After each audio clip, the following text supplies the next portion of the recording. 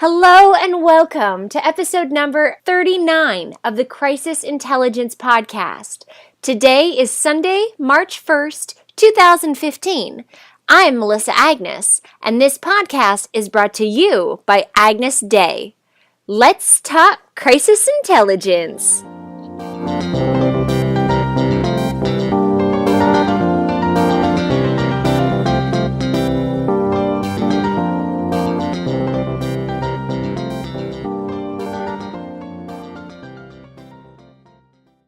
Martin, welcome to the show. Why don't you introduce yourself and tell us about what you do? Thank you, Melissa. It is great to be here, and it's so much fun to be a guest on a podcast. Anyway, I am the president of Martin Waxman Communications, and I really focus on strategy, training, content marketing, and what I like to call new PR. I also teach social and digital media at University of Toronto School of Continuing Studies, and you have been a guest lecturer there every time I've taught this course, and you're doing it again, so thank you for that. My pleasure. And I'm a podcaster, the Inside PR podcast, write a blog, and you can find me on Twitter. I'm on Twitter, I think, a little bit too much, but I really like it. I don't know if you can be on Twitter too much. It's not like Facebook. No, but I mean, for personal productivity reasons? Yeah. You know, it's funny. I just kicked my Facebook habit. So I closed my Facebook account probably for about 3 months because they say it takes 66 days to change a habit or to gain a new habit. So I figured 3 months I'm safe. I realized that Facebook was a total productivity suck. It was like an addiction. If I wanted to procrastinate, I just switched over and opened up Facebook and looked at mind-numbingly boring things that just don't give me any value. I know what you mean. And I think in some ways, the invention of the tab on the browser made it a lot easier to procrastinate. Because all of a sudden, like, new tab, Facebook. New tab, and the swipe feature. I work from my laptop. That swipe feature where I always have, oh my goodness, countless tabs, and now I'm on to two different browser, not the same browser, but two windows of browsers, depending on what I'm doing. It's bad. But at least I'm off Facebook, so. That's good. Well, you've managed that. So that's really, really good. And probably it helps for your reputation. How's that for a segue? There you go. So you've noticed, Martin, 5 trends in, Yep. I love what you've coined, new PR. And we thought we'd have a conversation about these 5 trends and what they are and how they impact reputation. Yep. So I will let you take it away. Okay, well, the first trend is really search. And I think search is something that a lot of us as communicators don't really understand. I mean, we use it all the time, but we don't understand its potential and all the changes that have been happening with it. I think Google is like the great curator these days because it really is there. And according to the 2015 Edelman Trust Barometer, over half of people, 51% of people, I think, or no, it's even higher than that, believe that search is, they go to search first when they're looking for news and for information. So search has eclipsed media as the number one source for news and information, which is really pretty frightening in some ways. Now, the good part about that is the results that you often get when you're searching are media companies. But I think it really, for all of us as communicators, it flips around the way we are communicating, what we do with communications, how we act. Search is the number one thing we do online. So, care to guess what percentage of our online experiences begin with search? Go ahead. 93%. Jeez, which makes sense. I mean, I fall into that category, absolutely. Yeah.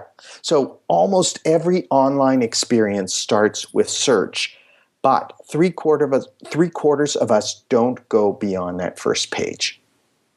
So if you're not on page 1 of Google, and if you don't get those top results, at what Google calls, or YouTube, no, Google calls the zero moment of truth, which is, that point in people's existence or an organization's existence when they realize they have a problem, they realize they need something, have a question, they type it in. Are you there when the answer comes up in search? And if you're not there on that first page, chances are you're not going to be found. And that's not a great thing. The other thing that's really interesting is the shift from, search where they just search keywords. So if you would search Melissa Agnes, for example, in the past, you would get, it used to come out that people would search for Melissa and for Agnes, and then it would put the results together. With semantic search, it would recognize your name or my name, for example, as one whole entity. So the results are more relevant, they're smarter, and they give you more data that you need. The whole notion of semantic search is being questioned by David Weinberger, author of Too Big to Know. He thinks instead, he wrote a great book on this too, that we should focus on networked knowledge, which is linked based, as opposed to semantic search, where Google's really playing around with what kinds of results we're getting. So I think when it comes down to it, the searches on Google are good and bad. The results, and the changes, it's good because we are getting more relevant results, but it's not so good because in many cases we're getting the results that we expect to see. And it means there isn't as much serendipity. For media and PR companies, it's good because Google now recognizes implied links. So if, say, the Globe and Mail or the New York Times wrote about your organization but didn't link to it, that's an implied link, and it does help you in your search results. But it makes a big difference on the content we produce. And part of it is those who support an organization will see more positive posts, and those who don't support it maybe will see more negative posts. And when you think about an organization's reputation, that has a huge impact on what people's perception of that organization is. So how can you make sure that you're telling a balanced story, or there is a balanced story being told about you online? I think that's a really, really interesting challenge, and a big challenge for us. And also we need to think, how are we ranking compared to our competitors? And are there any emerging issues that are happening and that may show up at that zero moment of truth? I like that term, zero moment of truth. Okay, I want to get back to the rankings, but you said something that I'd like you to clarify on. You said that if you're, and I'm paraphrasing because I didn't write it down, but said something about if you're, positively, or something that it shapes what you're going to see as a result. So if you're positive about an organization, you're going to see positive results. If you're negative about it, something like that. You said something along those lines. So can you clarify that a little bit? Yeah, basically what it means is because, Google has Google plus your world, which means if I'm signed into Google and I search for something, my results are different than your results because they're based on who I know, who I'm connected to, what I've clicked on in the past. So if I'm, say, liberal in my politics, and that's small L liberal for all your outside of Canadians who are listening to this, chances are when I search for an issue or search for a piece of news, I will get results that reflect my way of thinking. If I'm more conservative, I probably get more conservative results. Go ahead. Yeah, there's a gap there. There's a really good book called The Filter Bubble. Have you read it? No, I haven't. It's a short and sweet book, but it basically talks about that. It talks about how, due to Google and Amazon and all of these mega online organizations, due to their algorithms and the way that they keep track, Facebook too, the way that they keep track of our online interactions, whether that's a search, that's a interaction with somebody, a connection, that it shapes. So basically the filter bubble is we live in a bubble of ourselves. And it's hard to break out of that because all of this data is being accumulated on your behavior, on your online behavior, which then drives more of your online behavior.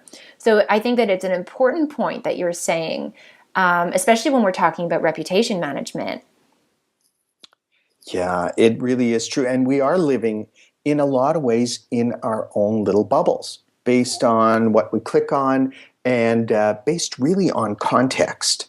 I think, I don't know if you've read The Age of Context by Shel Israel and Robert Scoble. I haven't. The Age of Context. It's a fantastic book. And, the two of them wrote Naked Conversations, really that seminal book about blogging, I guess, almost 10 years ago now. It's incredible how long social media has been around, because it feels like only in the last couple of years has it really gained mainstream acceptance.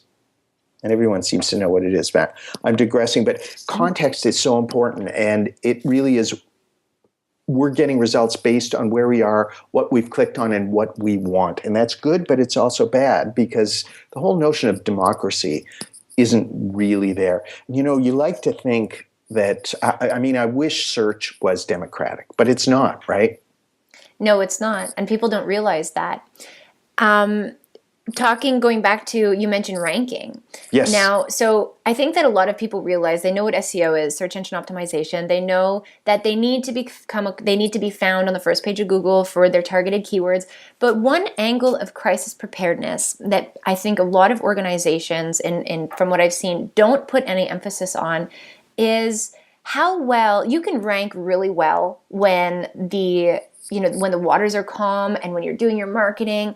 But how well structured is the core of your website and your overall online presence that in a big crisis where major news blogs and news sites are writing about you and publishing about you, and social media is going crazy about you, how quickly are those results going to overtake your results, and how long is that going to last? And that's when we really get into that reputation management. Yeah. And that, it's extreme. I don't want to scare anybody, but that is extremely hard. It's a nightmare to overcome once it's happened. So this is a part of an organization's crisis preparedness that needs to take place, so that in a crisis you could focus on your messaging, your communications, managing the crisis, connecting with your stakeholders, and not have to worry about, oh my goodness, are we going to be on page 5 or page 2 of Google? And is that going to take us a year and a crazy and obscene amount of money to maybe overcome?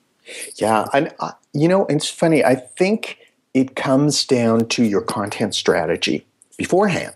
And if you are putting out great, relevant content that's getting linked to, that's getting shared, that's helping your customers, that's positioning you as an industry thought leader that people can find, and then if you have a website that's well enough optimized and that you can kind of in a crisis, you can make those changes quickly. And it's amazing how many big organizations aren't able to do that.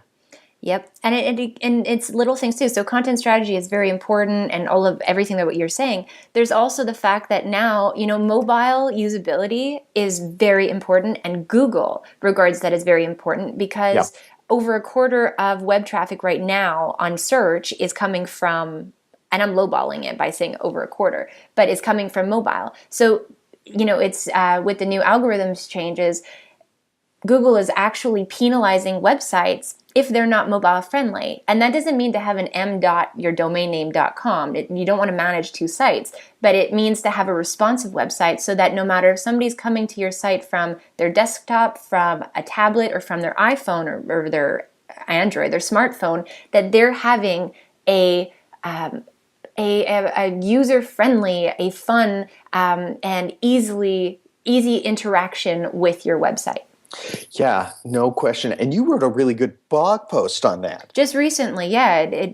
I think it's important. It's part of the crisis prep. People don't think of this stuff they think of it as PR, or they think of it as marketing, or they think of it as the digital team is going to take care of that. But it actually needs to fall into your crisis preparedness, because it's not something that you can think about when it's too late. No, that's right. And mobile is more and more important. As you know, I think in I can't remember who wrote this. It may come to me. And that is that mobile is not the second screen or the third screen. It's the first screen now, because it's with us all the time. Absolutely. And, you hear about a true crisis, something that happens in the news. And what's the first thing you do? You've got your smartphone and you check out probably Twitter, because that likely will have breaking news quicker than, say, a search of Google. Now, Google catches up pretty fast, and they'll catch up even faster now that they're going to be indexing the Twitter stream in real time again. But, if you're not there on mobile, as you said, people aren't going to necessarily hear your side of the story. And, whenever there's an information vacuum, whoever is there jumps in and really takes a lead. And that's an opportunity for organizations in crisis that it's an opportunity they can't afford to lose. Absolutely. And, thinking, so we're talking organizational crises right now, but I have a lot of listeners who are PIOs and government agencies.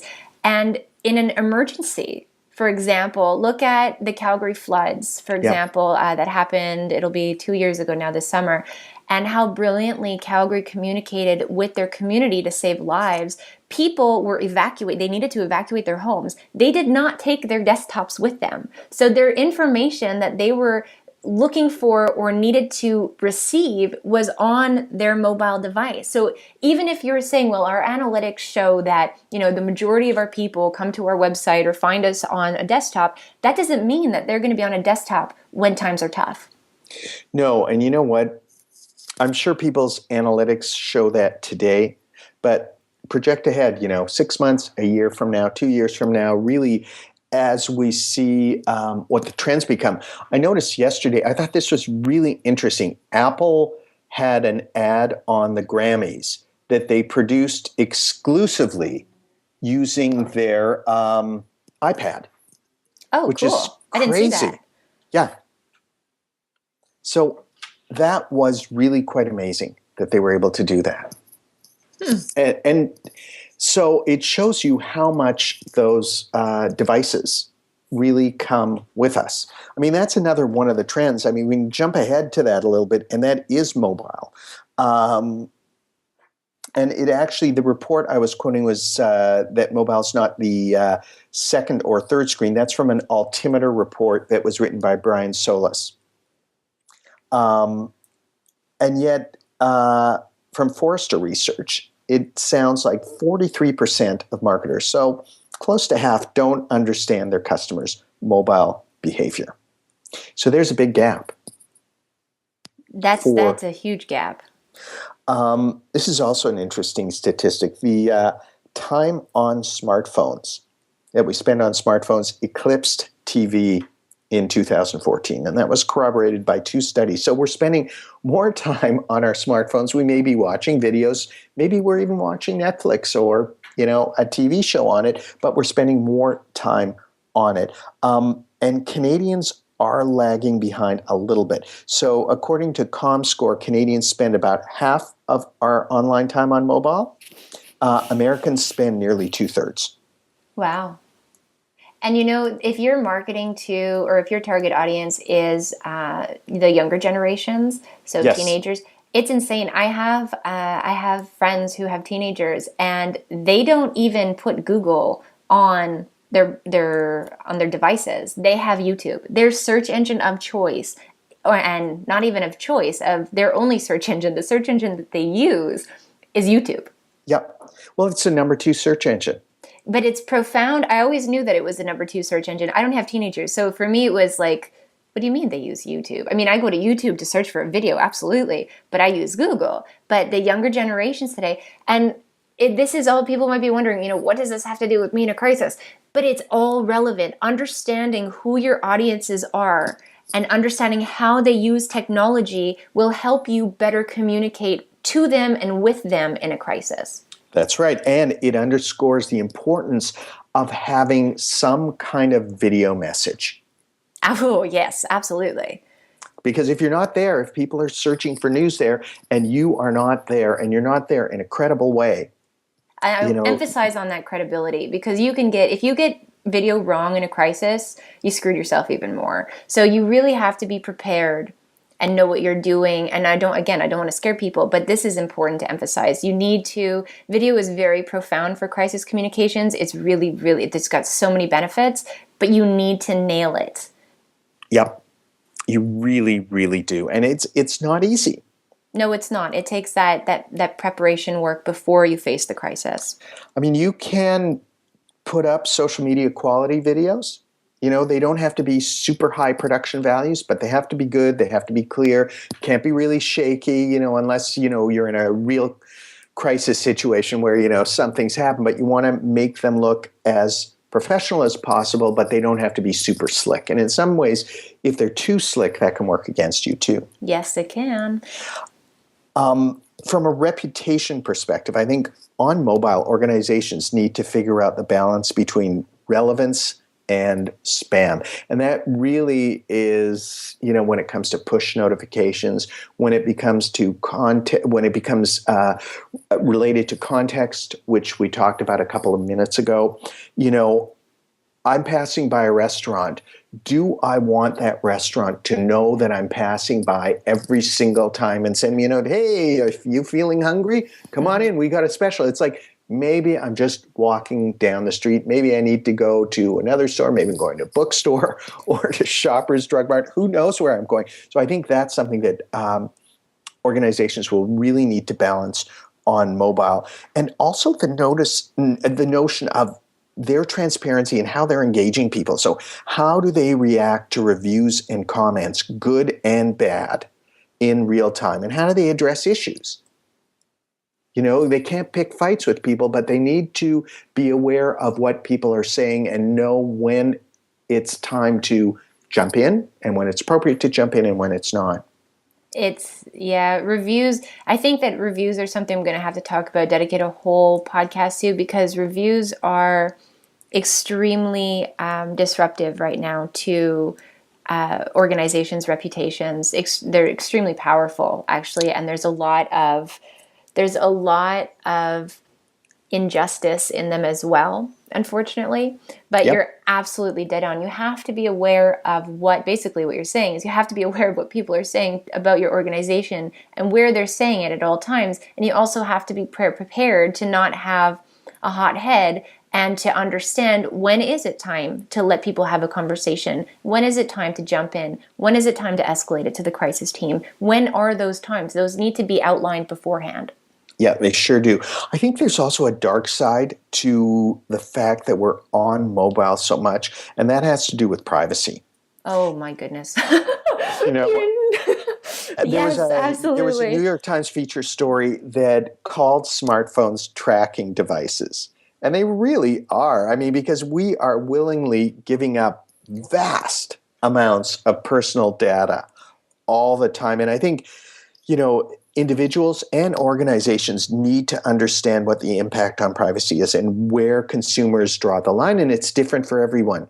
You know, I'm happy to kind of, you know, whatever, let organizations have lots of my data. My wife, on the other hand, doesn't like that. She doesn't even like to give Google Maps her location. She's smart. You know, Yes. I love that you're saying this, Martin, because I'm about to publish. I don't think it'll be out. I think by the time this airs, this conversation that we're having right now, it'll probably be out in 2 weeks or so. But I'm about to publish my next ebook, which is a collaboration with my colleague and friend Judith Delaney, who is an attorney who specializes in online privacy issues. And well, actually, we wrote a book, and then we decided to take that book and to divide it up into smaller ebooks, so each one with its own target. And the first one Yep. we're launching is mobile privacy. So what organizations absolutely need to understand about mobile apps, and also then once you plan for those risks and minimize your risks, then how great mobile is as a crisis communications tool or an emergency management tool.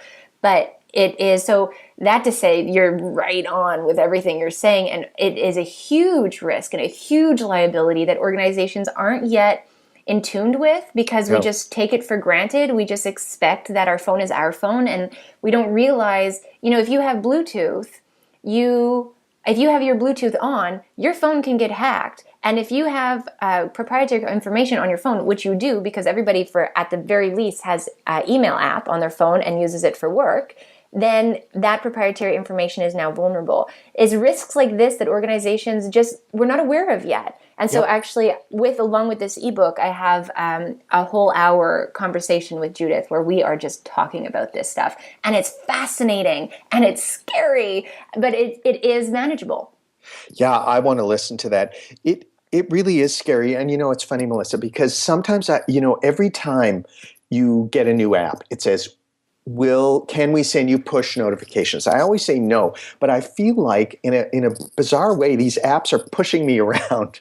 You know what I mean? They're I saying, hey, always, we want to give you stuff. It's like, leave me alone. yep. Or different apps where, okay, so we're going to be, and if you read it, so you grant us access to, for example, your Twitter account, and we will be able to follow people and unfollow people and tweet on your behalf. People don't read that print. No, no, they don't. And it's scary. It really is. And we certainly deal with these things very different depending on when we were born. And that's another trend that I That's want to get true. into. And that is the new generation gap. And I think we're seeing it everywhere. And I think it is boomers and Gen Xers on one side, and Gen Xers hate when they're lumped in with boomers, but in this case, their behavior is really similar, and millennials on another side. And of course, the younger generation, Generation Z or Generation Z, whatever you want to call it, they behave so differently. And it's like a new generation gap that we're seeing.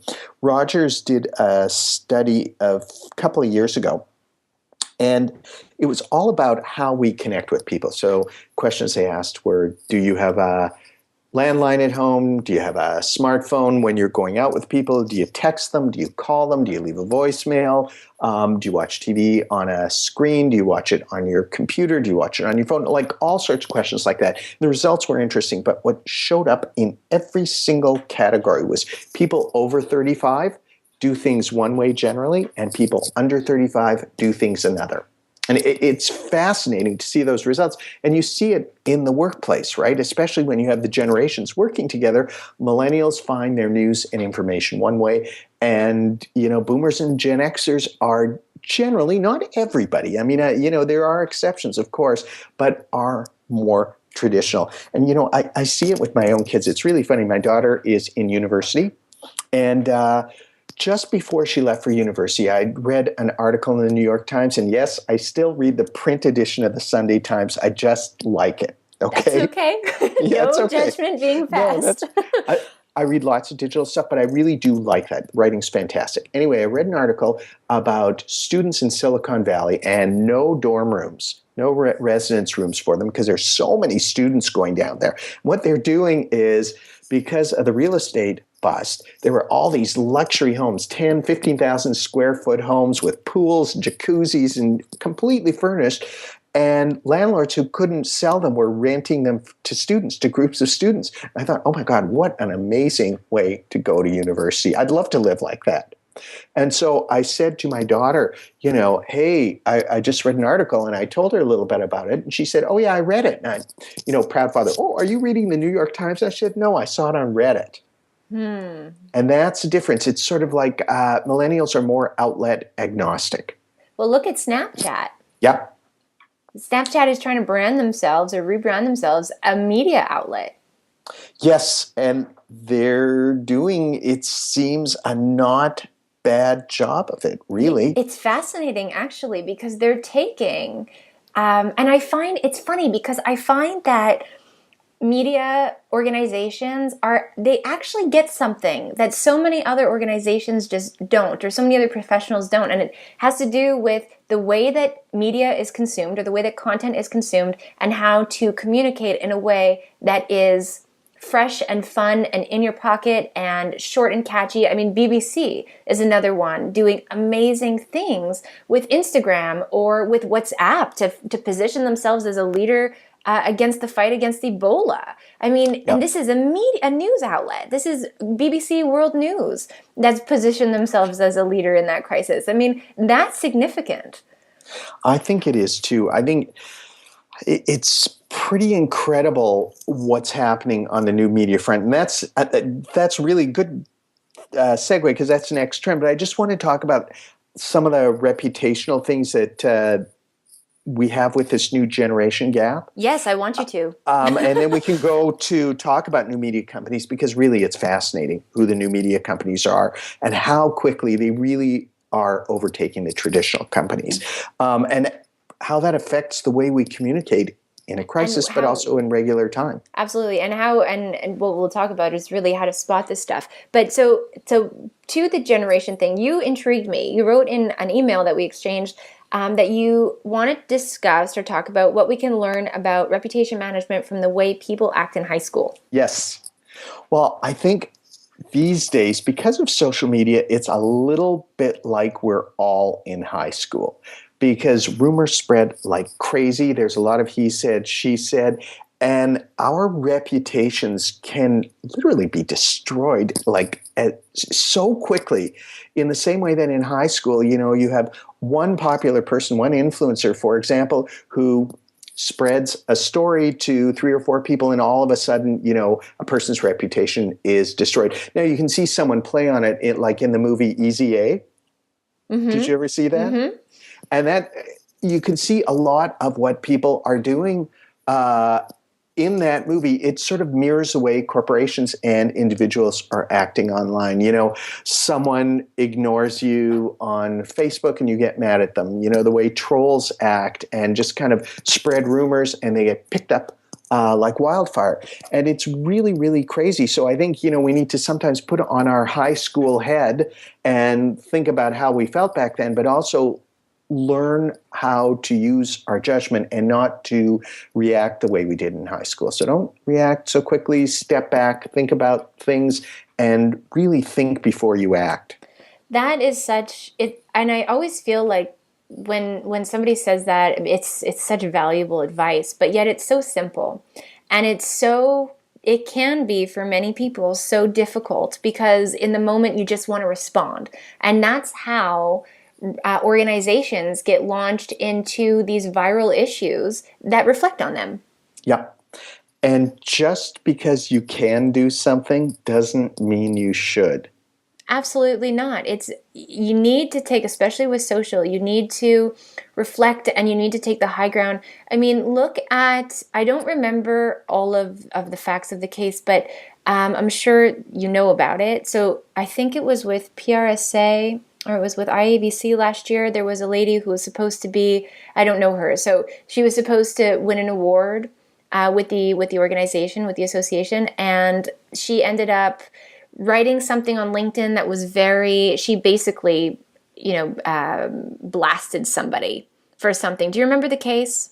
It's vaguely familiar. It's the kind of thing that so many people do, Well, right? she lost the award, and this thing went viral within the PR community, and she ruined her reputation. And when you think about it, and again, I don't. It's very fuzzy, like it is for you. It's maybe over a year ago now, but it always stuck with me, the fact that I can't tell you, and I can feel for her on some fronts where I get inundated on LinkedIn. I'm sure you do too. I'm sure there are so many people out there that get inundated. It's so hard. I want to connect with people, but at the same time, I want people to not just connect with me. I want them to reach out and tell me who they are and how they heard of me, and tell me about yourself, so that I feel like it's a little bit more than just a hit a button so that we're connected type thing.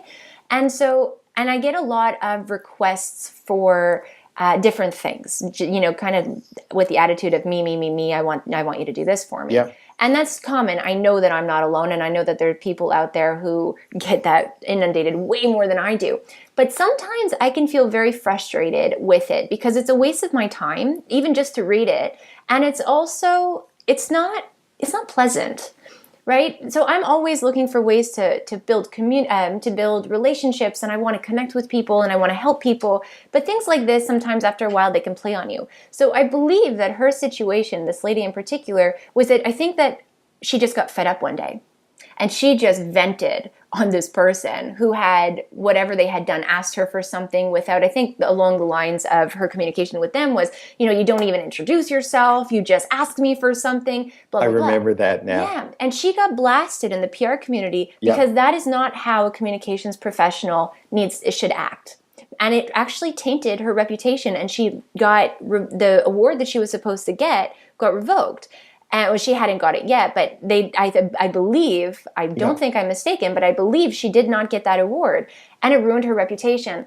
And in some level, so just to kind of bring back what you were saying, it's very easy. Maybe she didn't backlash, she didn't react that way to the first 500 people that sent her that type of message. But that one time is the one time that goes viral and you're remembered for. So your point in saying that, is it worth it? It may just because you can do something doesn't mean you should. It is so worth it today to always just take that step back and reflect. Yeah. And your point, Melissa, too, about building relationships, especially on LinkedIn, is so important. It is something I tell students or young people, don't connect to people from from on LinkedIn from your mobile phone, because you can only send that automatic connection. And sometimes people don't know who you are. And I'm at the point, I think you're at the point too, a lot of people are at the point with LinkedIn, whereas you don't want to add someone if you don't know a little bit about them, if you don't know that you've met them somewhere or they've said something to you, or if they're a student and they're graduating. Say, I'm a student, I'm graduating, I read your blog, I really like what you're saying, it would be great to connect on LinkedIn. Something just as simple as that. The other time is sometimes you get these weird connections from people on LinkedIn. This is a slight digression. And I always look to see who we're connected with in common. And you can see there's a network of, say, people from Counselors Academy. If people are connected to that network, I think, okay, fine, this person probably is connected to enough people I trust them. But every once in a while, there are people who are connected to disparate people, almost from different regions of your network. And then, they're just out there to spam you. Yep. And, you are giving them access most times to your contacts. And you're upping their search rankings because LinkedIn works. Part of their algorithm is the more people you're connected to, the more you're going to come up, and people you're not connected to search for whatever you're related to, whatever keyword you're related to. So you're helping them. It's very frustrating, and it's not the right way to connect with somebody. It's not for the right reasons. No, and it really is all about relationships. It really is all about everything is. Every communication. I mean, you're a PR professional, Martin, so your PR is all about relationships. I'm Crisis. Crisis is all about relationships. I used to say, if people would ask me, what's one tip that you could just give to every organization, that generic but really powerful tip, my tip was always, focus on building a relationship in a crisis and out of a crisis. If you can always ask yourself, how is this going to connect me closer to the heart of that person? How is that going to, is this answer, is this communication, is it going to put me in the direction of building or strengthening or rebuilding that relationship with that person or that whoever that stakeholder is? You're always going to go down. You're always going to choose the right path. Yep.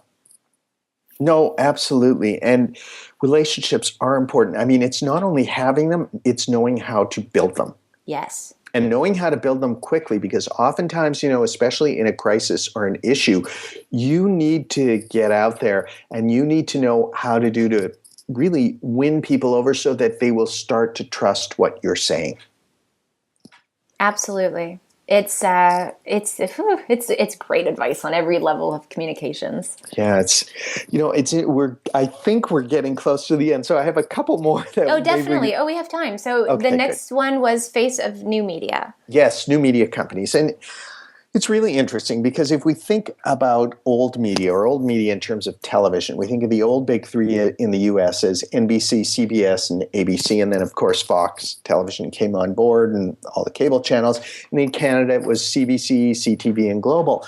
I think now that new big three is Facebook, YouTube, and Google kind of together, because really YouTube is owned by Google, and then Twitter. And then you have LinkedIn trying to play the role of the Wall Street Journal, very much like a source of business information and news. And it really is becoming more effective at that. And Pinterest being like Life, the specialty network. I mean, it's quite interesting to see how these organizations are now becoming media companies. And Snapchat, as you said, they're trying to monetize it. And the only way they can monetize it is not really via subscription. So they're not going the Netflix route. They really are going the advertising route. You pay for things, whether it's native advertising or something, in the stream, or something like on Snapchat with the Discover feature. Yeah. And, those media companies, that's how these platforms are starting to monetize themselves. And it's really hard for traditional media to compete with this. Of course, because there's no competing with it unless you understand the reason behind the strategies. Yeah. And I mean, look at Facebook, for example. We think of it, and so many clients will say, oh, we have to have our Facebook page. Let's get some organic search in there. And they're saying to their agencies or to their internal people who are managing it, why aren't we getting the interaction that we did a year ago, 2 years ago, 3 years ago? We've got all these fans. And it's because Facebook changed its algorithm to go to that paid model. I mean, they want to sell you an ad. You buy ads on it, and your interaction goes up, and you see it. Snapchat, I think, is doing a really cool way of doing that. I mean, so obviously the discovery and all of that, this new media strategy that they're doing is to monetize, but they're making it so fun for the consumer. Yep. And that's what you need to do. I mean, you look at television, if you watch shows on conventional television, and we're talking Better Call Saul was just launched yesterday and Sunday. I don't know if you watch it or watch. I watched a trailer. Okay. Yeah. So I got into Breaking Bad late. I literally just finished, the last season of it a year ago, and and what I find is that, you're sitting watching Better Call Saul and you're watching commercials, and those commercials are not fun. No, they're not. And you just wish you could fast forward, but you can't unless you start recording the program and watch it 10 minutes later, whatever that is. Yeah, that's true. I was really surprised to hear that Twitter, for example, in Canada, has some clients that are spending, so these are single companies spending over $1 million in ads on Twitter. In ads on Twitter, so promoted tweets? Yep. And I'd like to hear from them how they feel like that's working for them. Obviously, if they keep funding it. I think it is because, Twitter really and TV make a great natural couple, true. right? And it's a place where you have promoted tweets. They're able to get context, so they know that someone is watching, say, the Academy Awards or the Grammys or, any other kind of big sporting event. They're tweeting about it, and they're serving them promoted tweets based on that. And it's working. This is something else that actually I find frightening. In the US, Google now has more ad revenue than every single print publication. So that's newspapers and magazines combined. Because Google needs more power. Yeah, I know. And now we trust Google because, number one search engine, and YouTube number two search engine. We trust them as the number one source of news. So it's a pretty crazy situation. It definitely is. And to their benefit, or to their recognition, they really are always trying to redo their algorithms to always stay ahead of those manipulators, to make it more relevant news and to push the good stuff to the top. So they are a good source. I mean, then we have the whole filter bubble concept, which is another thing as well that plays into it. But what does this mean? Let's bring it back to crisis. What does this mean for crisis communications? Well, or reputation management? I think it means that there are many, many, many more sources and fewer credible filters. So in a crisis, excuse me, we don't know who is going to be talking about us and how much, amplification they're going to get. So you think to the Boston Marathon and all the erroneous stories that went out about, the two people who bombed it, and yet that was picked up and amplified by mainstream media. So that is a tough thing. And I think something else that's tough is the whole notion of blurring the lines between advertising and editorial, so native advertising. And that's really tough for reputation too. And it's not something we've seen yet, but what happens in a crisis when a company decides to act really quickly and posts, an article that's paid for on, say, Mashable or BuzzFeed or somewhere else that is a sponsored post, that is their reaction? How does that compete with other free media? And it's something that I'm sure we're going to have to consider and deal with at some point in the really near future. That's an interesting point. The other thing is, every organization can potentially be a new media company these days. You can, in a crisis, use your newsroom. You need to be. So you need to balance, being that credible source of news, but also not being a junk publisher. So someone who just puts out content for content's sake. Oh, that's for sure. I think that for me, the biggest tie-in with all of this is really the fact that if we study organizations, so while we're recording this today on Sunday, so that'll be about probably 2 weeks ago for those of you listening, always confusing.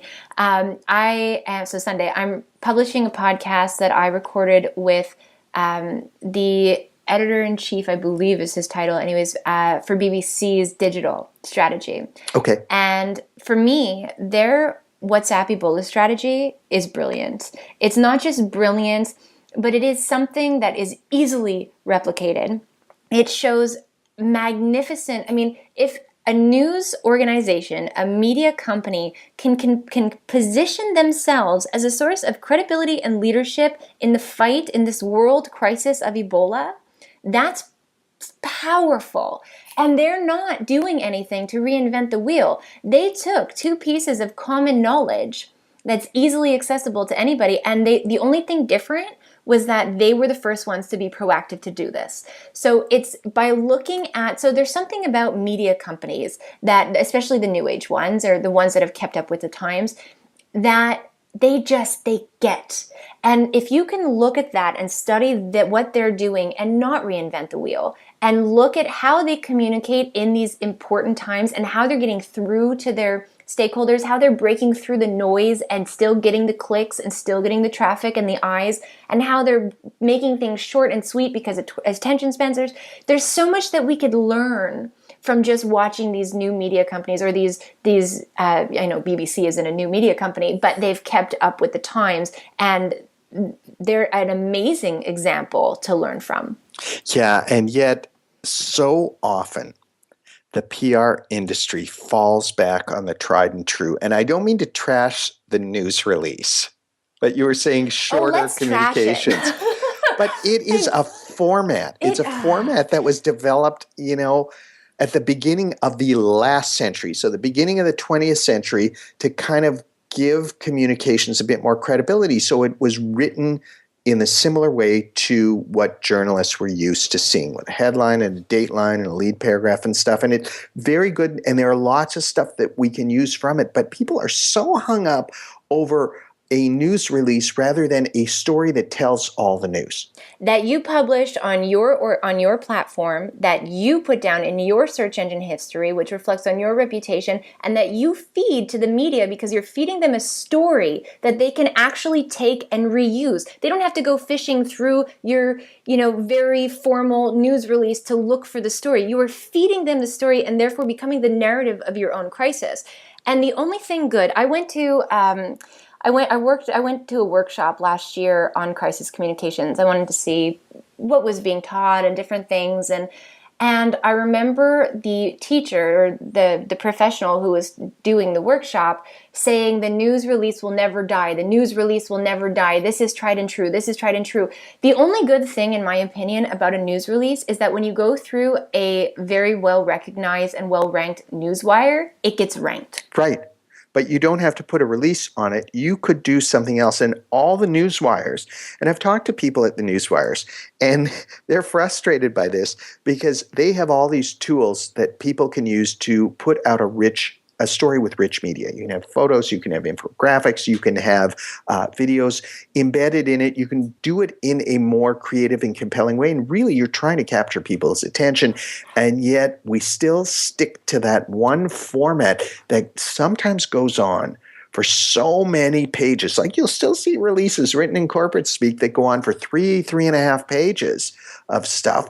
And you think, okay, I'm on my mobile device. I am not going to scroll through this. God, no. And even if you're not on your mobile device, you're not going to scroll through that. Why? Because it's written in such corporate jargon that it's not interesting. It's not a story that's going to captivate me and compel me to read 3 pages. I'm going to scan it, and then I'm going to move on. Yeah, well, Mark Reagan, I thought this was really great. I heard him speak about, newsrooms and how organizations really need to get with the program and kind of not be so wedded to all the things we did in the past. Some are good, but you really need to adapt things. And he said communicators have had the license to bore people for the past 30 years. What a great way of saying it. What a great way of, and that people don't tolerate it anymore. Because there's so much noise, there's so many options out there of how to get your news. I mean, again, with BBC, look at their Insta Shorts. I mean, they found ways to put short and catchy headlines and a little bit of information in 15 seconds on Instagram with video that you have to maybe watch it 2 times to really absorb the whole thing, but it's 15 seconds. And it's interesting, and it kind of keeps you informed. There's things like The Skim. It's very American, but The Skim is a newsletter that goes out every morning, Monday to Friday, and it gives you a little blurb on an unbiased blurb on world news. Again, it's very American, so it's world news from an American standpoint, but it's still extremely interesting. And then you can go fishing or go digging for the news topics that you really want to learn more about, or you want more maybe of a global relative perspective on. But this is the way that the only way, especially in a crisis, that you're going to communicate and actually break that barrier and go get somebody's time. Somebody's going to give you their time if you do these things. Yeah, stop boring people. And which goes into your next, your 5th trend, which is entertain. Yeah, it really is that, in a way, we're all in showbiz these days.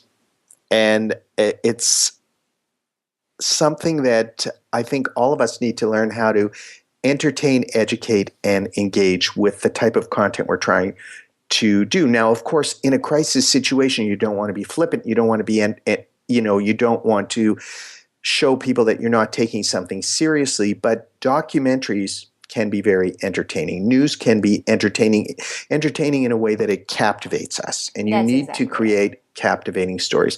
And what I wrote actually article for Marketing Magazine, a column for Marketing not too long ago, talked about the zen of content marketing and how you have to get to it by embracing your inner peace. So that's a pun on PEPs, and the P's are publishing, producing, and publicity/promotion, in other words, amplification.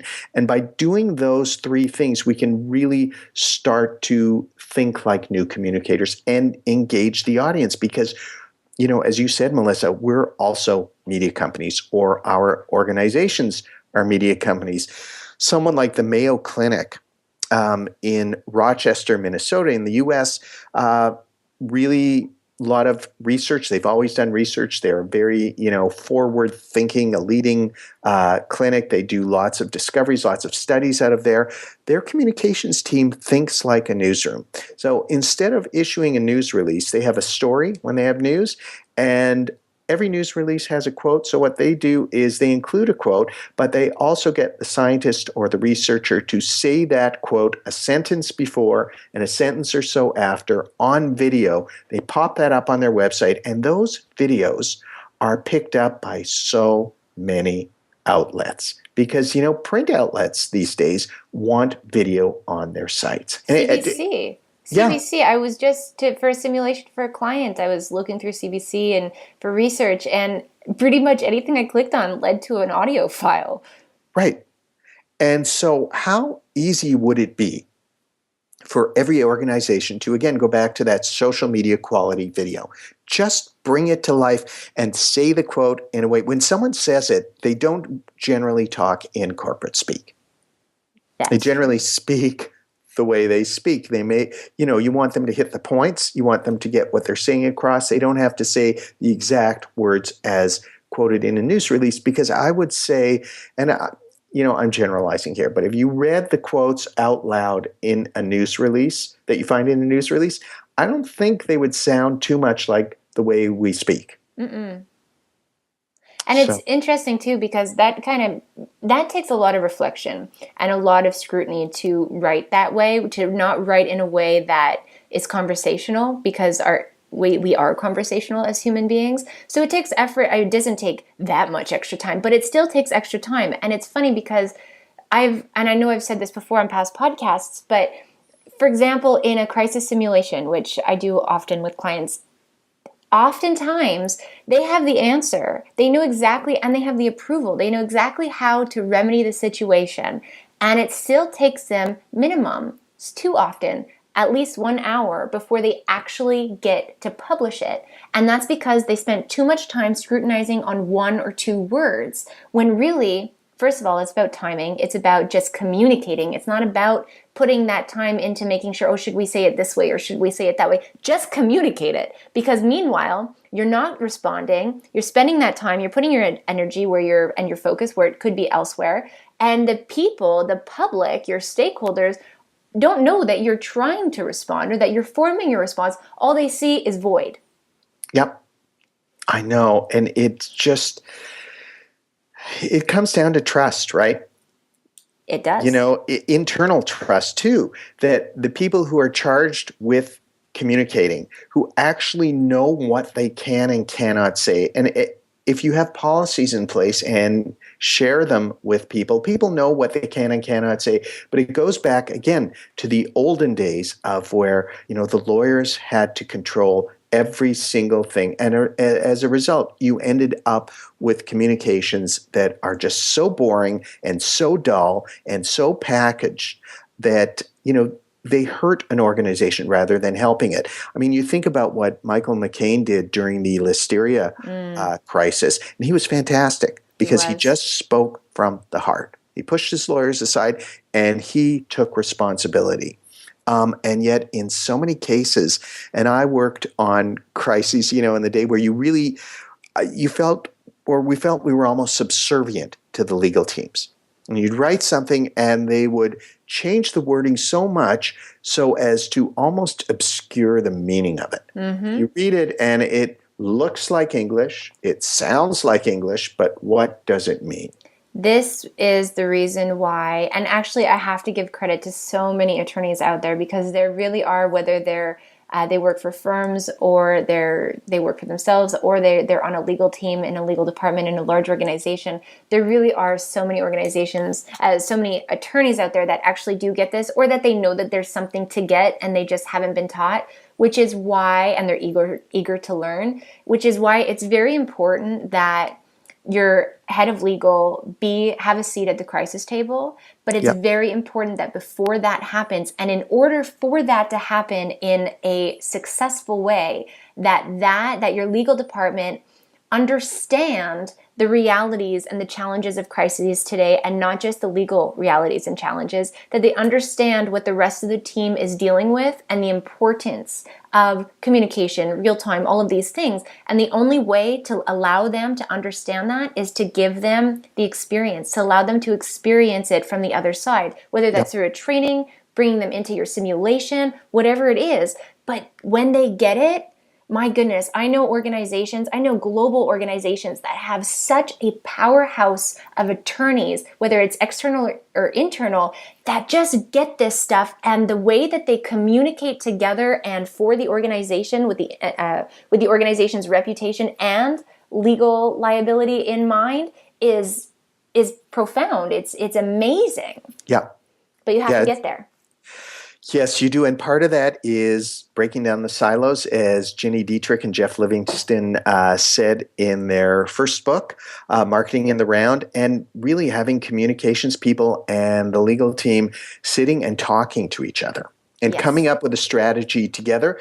And the communications team deferring, or the crisis team deferring to the legal team on legal issues, and the legal team deferring to the communications team on communications issues and how to put things into words. And to do that, primarily to do that before crisis strikes, because you don't have Yes. time. Get those approvals beforehand then. Yeah, and make sure they're friends beforehand, because you're going to be spending a Yes. lot of time together. Yes, good point. Martin, this has been a fun talk. We Me, certainly hit a wide spectrum of topics and excellent points in here.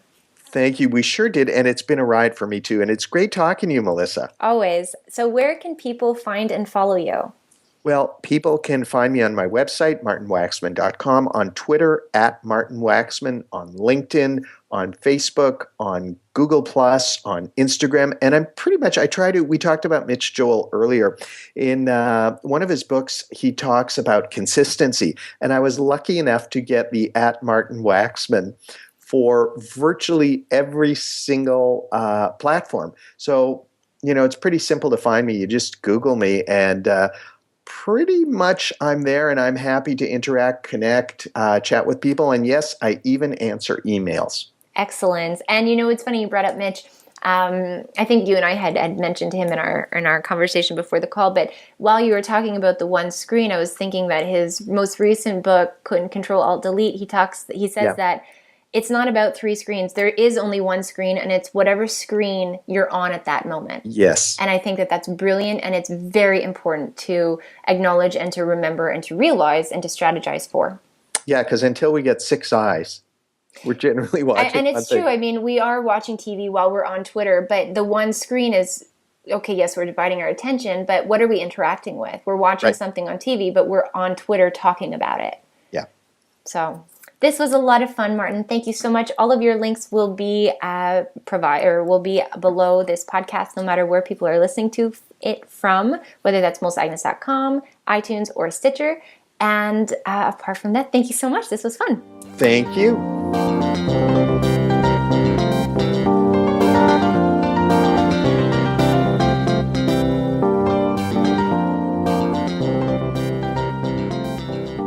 Thank you for tuning in and listening to this week's episode of the Crisis Intelligence Podcast with me, Melissa Agnes. I release a new episode every Sunday, so if you haven't done so already, be sure to subscribe to this Crisis Intelligence Podcast on iTunes or Stitcher so you don't miss out on any future episodes. While you're at it, feel free to leave me a rating or review on iTunes. This will go such a long way in helping me get this important information to more people just like you to help benefit their crisis management and crisis communications. Additionally, if you'd like to have me come and speak at an upcoming event that you may be organizing, I'd be happy to have a conversation with you. You can email me at melissa@melissaagnes.com. Thanks so much for tuning in this week, and I look forward to talking even more crisis intelligence with you next Sunday.